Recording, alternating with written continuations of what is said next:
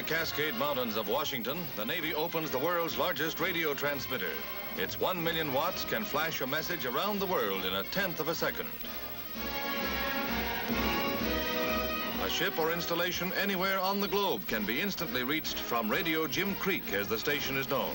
Built at a cost of $14 million, the station embodies the last word in radio transmission and is a giant step forward in the Navy's network of communications.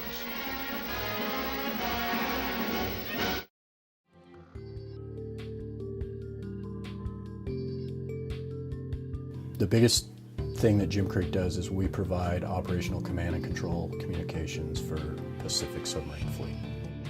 Jim Creek was established and built in the late 40s, early 50s. It was one of several sites across the U.S. that was surveyed for this specific type of an array between two mountains. It was the best spot out of about 13 other spots, so they chose it and built it here. At the time, it was the world's largest transmitter.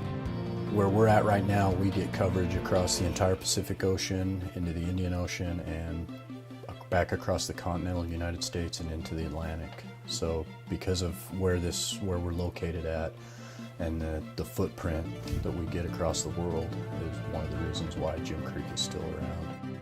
The primary mission of Jim Creek is obviously the transmitter and the VLF broadcast, but it's also used as a secondary recreational facility, also for active duty, retired, and dependents.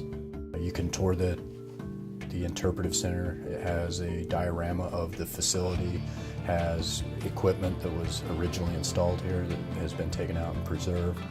It's a really interesting perspective if you want to learn what we actually do.